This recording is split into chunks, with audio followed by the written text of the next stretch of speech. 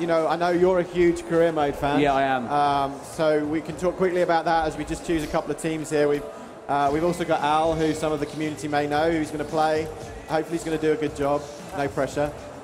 He's going to do a good job for us playing, and I'll point out some of the gameplay stuff as we go. But career mode, you know, we wanted to make sure we got some really big additions this year, and two of the most asked for things was we've added pre-season tournaments. So, you know, you can go in, you can pick, you'll be offered up to your 3 tournaments. You can go and play depending on which club you're playing. If you're a big club, you'll get, you know, pretty prestigious tournament. If you're Charlton Athletic, you'll get a fairly prestigious As if you're tournament. saying Charlton Athletic aren't a prestigious club. Clearly they are, but maybe not quite as prestigious as Real Madrid.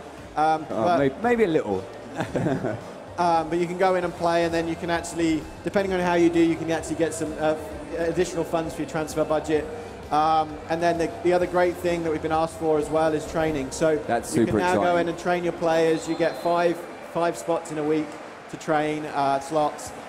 You can go away and, you know, train up different players. You can try and make your first team better, or, you know, it's a great way to use train up youth players as well. And this is the first time a lot of people will be seeing this game running for the first time. This is the world premiere. That we've actually shown gameplay camera of the game running. We've really changed a lot of gameplay this year. As we talked about in the press conference, you know, innovating across the entire pitch. We've really looked at, you know, all of our core systems. You know, how do we improve defending? You're going to see that it's easier to keep with the attackers. Even, you know, Messi's and Ronaldo's are quite difficult to sort of stick with. We've done a lot of work around the agility of players. We've also done work around how the AI covers for you in defending as well. So, you know, we'll try and point a few things out here. Maybe we'll see the passing with purpose in a second, which is just right bumper. That's a lovely ball. That's a great ball. You can see there that the 2 centre-backs are covering 4 people. Yeah. Well, they could get quite split last year, so they're covering for each other a little bit better. You see their defensive intelligence is yeah, a lot that's greater. the new passing there, you know, especially when you've got, you know, players around you. What you're going to notice is that defensively, you see right there, players are much more aggressive at trying to win back the ball and intercept the ball, which where the passing with purpose really comes sort of into play. Yeah, see Biscuits there closing down. Yeah. Or Biscuits. I always mispronounce his name. I call him Biscuits because it's a shorthand. So actually, that right there was, you know, it's from quite deep, but that was new crossing logic. So we've completely reworked all our crossing targeting. Yeah. So balls are now getting more in behind. You're trying to get the attackers to run onto the ball. It's more authentic. We might see it here in a second. But it's also a bit more timing related. Oh. So that's left bumper, and maybe we'll see that. We can get the guys to do that in a second. But you hold down left bumper, and you can now decide not to touch the ball. You can, you know, use body position, swerve, you know, do feints, which is really nice. And that's such a simple thing that's going to have a huge impact on the way people play. Absolutely. I think it also kind of makes skill moves, if you like, a little bit more accessible because it's kind of a skill move in itself. Safe. Oh, did it go out there? Linesman. You can see the lines on the pitch. Sorry, I didn't point that out. You got the spray. Oh, so you've got the referee spray now. Oh my God, little touches like that, really, you know. So there you go. There was an interception there. Yep. Probably last year there's a likelihood that the defender wouldn't have tried to get that ball. So it really makes you think about, you know, what you're doing in midfield. Brings the midfield back into play, which is something, you know, the community really wanted back. It was quite easy to bypass the midfield last year. You know, that was a bit of a stronger pass right there. Maybe we can get a cross in as well. Took a deflection. Oh, off the bar. That's a great cross. And, you know, the physics in the game and the mechanics have always been solid with FIFA. And, you know, these new, you know, the new passing mode, the new defending mode, the new dribbling mode, they're just going to add to the sense. Absolutely. There you go, another whipped in cross there.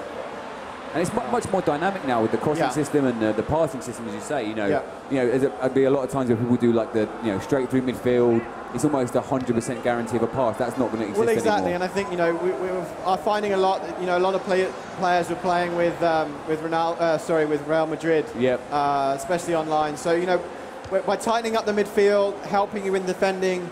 You know, we don't want to take away that. You know, dribbling felt really good, and we don't want to take that. We haven't taken that away, and we've added to it with no touch. But you know, we wanted to tighten things up a little bit. It means that there won't be one over-pervasive tactic. You know, speed was sort of quite overpowered last year, and we wanted to balance the game. We talked a lot about balance this year, which means I think you'll get more variety in the teams that players are using.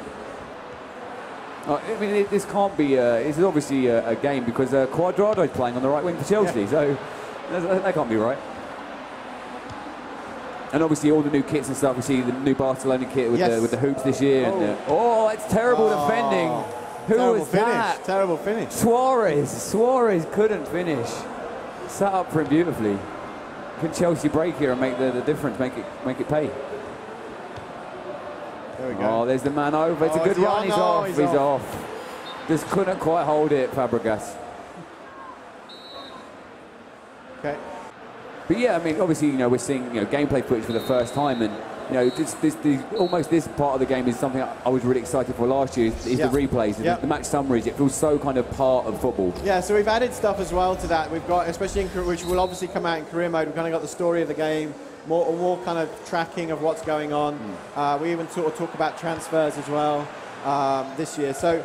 Lots of little touches like that. You'll see, we saw the running to the camera earlier. Yeah, that was beautiful. You can actually celebrate with subs now as well. Oh, wow. In certain situations. So, little touches like that.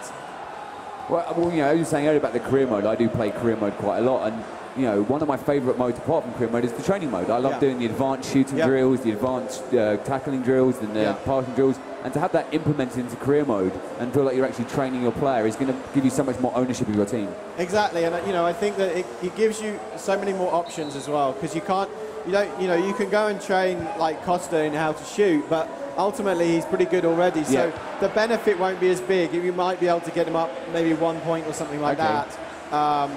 But if you go with a younger player with higher potential, you can really start to grow those players a bit more quickly. So it gives you more control over that. It gives you then more options where you can then, maybe take some youth players, train them up. Maybe you can sell them on. If you're, a smaller club, it's another way to get funds in.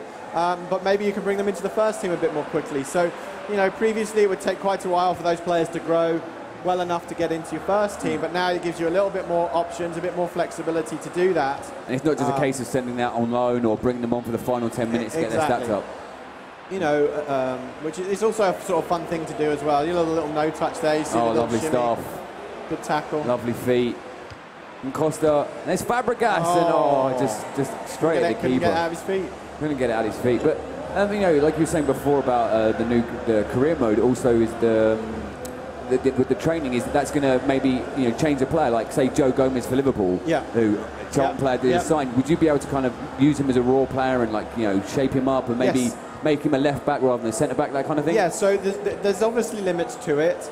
You're not going to make John Terry the best striker in the world, but what you can do is build up his defensive ability, like you said. You talked about there as Gomez defending wise. You can do that. You can maybe make him a better passer as well. But the potential and the growth is also dependent on position. Oh, great save from Courtois there. One other thing we could mention, maybe you could switch it on quickly, is the trainer. So we've got training and then there's the trainer. So, I know a lot of our core fans maybe think this isn't something for them, but we're only going to see the basic controls right here, but you can actually start to see much more advanced controls. So, but this is a great way for some of our newer players to come in, learn the basics. But we also show you things like advanced controls, like triple tap crosses as well. Lob through balls, different ways to play the game. So we think this is important.